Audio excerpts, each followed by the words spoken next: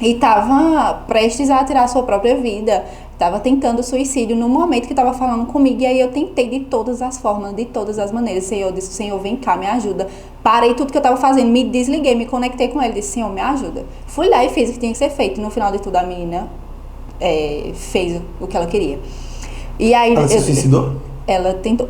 Finalmente não morreu, mas tentou do mesmo jeito.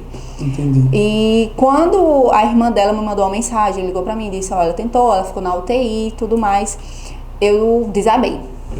Eu disse, meu Deus, eu sou incapaz de ajudar uma pessoa? Como é que o Senhor me entrega cuidar de pessoas se a menina falou comigo e eu não consegui tirar ela desse momento? Aí eu, de joelhos, ali orando, chorando, ele disse, levante, que o poder de salvar o mundo é meu. Uau. Você tinha que fazer a sua parte. É isso. Quando ele falou isso, eu entendo, Senhor. Eu fiz a minha parte, é eu fazer o meu melhor, é eu dar o meu melhor para as pessoas, mas infelizmente a função de salvar o mundo não é minha. Infelizmente, não, felizmente, que é uma responsabilidade muito grande. Verdade. E aí, logo em seguida, outra pessoa entrou em contato comigo, até vou pedir tua opinião sobre isso. Uma seguidora minha falou comigo, disse, Jéssica, eu tô passando, ela tem tudo, ela tem casa, tem filho, tem marido, viaja super, tem uma vida estável, porém ela disse que não é feliz, porque na igreja que ela frequentava, o pastor violentou dela, e aí ela não conseguia mais ter comunhão com Deus.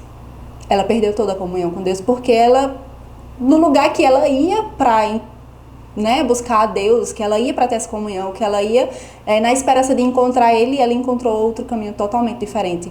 E hoje ela disse, eu tento de todas as maneiras, mas eu não consigo. E eu não sou feliz. Eu tenho tudo e não sou feliz. E aí eu fiquei, meu Deus, como fazer uma pessoa dessa voltar para Deus, olhar para Deus e não para o pastor, para essas coisas todas? Porque normalmente, eu não sei nas igrejas que você vai, mas, por exemplo, na que eu frequenta agora, todas as pessoas que chegam novas, o pastor vai lá, cumprimenta e tudo mais. Imagina a sensação dessa pessoa voltar para a igreja e ser cumprimentada novamente por um pastor, alguma coisa, ou parar para ouvir, né? Porque o pastor dela nem podia ser chamado de pastor. Só que você parar de novo para ouvir um pastor é um processo. Sim. E aí eu fiquei, não, eu vou perguntar, como é que faz para uma pessoa dessa entender, separar as coisas e voltar realmente para Deus? Porque é difícil. É difícil. É difícil, mas não é impossível quando você vai para a palavra. Olha, eu vou ser sincero com você, Jéssica. A Bíblia é literal. Eu vivo isso há 15 anos. Ela responde tudo. Tudo. Eu não acredito que aqui tem tudo sobre Deus, porque é pequeno demais para caber sobre um Deus tão grandioso. Mas tudo que nós precisamos, Ele se encarregou de deixar aqui. Exato. Então a Bíblia é sobre Deus para nós. Esses dias eu estava conversando com a minha equipe de líderes e nós estávamos falando sobre o aborto. E eu acho que mais traumático do que um abuso sexual é o nível que um abuso chega quando gera uma criança. Sim. E essa mãe precisa gerar essa criança e dar à luz e criar, amamentar. E olhar para o rosto daquele bebê, lembrando sempre do rosto do seu abusador. Que não foi um amor, que não foi, né? Porque você faz um filho com uma pessoa que você ama, você gera aquela intensidade toda de uma mãe e no final de tudo não é nada Não disso. é. Não. E não assim, mesmo. por mais que ela possa ter outros filhos, uma gestação, você é mãe, você sabe, ela traz marcas eternas. Exato. Ela vai ter marcas no corpo daquele Sim. abuso para sempre. Pra sempre. Então agora é psicológico e físico. Exato. Mas a sociedade apoia o aborto em caso de estupro. E eu, como cristão, à luz da Bíblia, eu condeno. E eu nem preciso de uma tese muito profunda para provar que é errado. É que no dia que o meu Jesus não resolver qualquer problema, Jéssica, ele não é mais o Cristo que eu creio.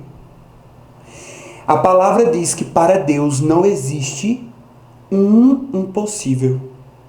Ele não conhece o impossível.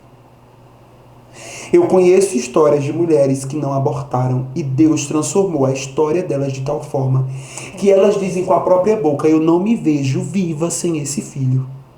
O filho fruto de um aborto. Sim. Porque o meu Cristo, ele resolve a morte, quanto mais um trauma. É verdade. Uma mulher dessa, ela precisa retornar nessa mesma tecla que nós estávamos quase agora. Relacionamento.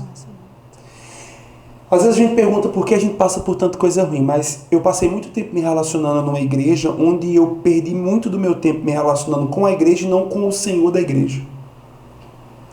Mas graças a Ele, sempre que Ele me chamava, eu gastava tempo com Ele.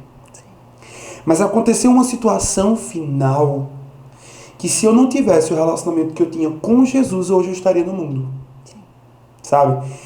Às vezes chega um momento que você é praticamente expulso daquele lugar onde você precisava ser amado e cuidado. Sim. Independente das suas mazelas. Independente das mazelas. Sabe?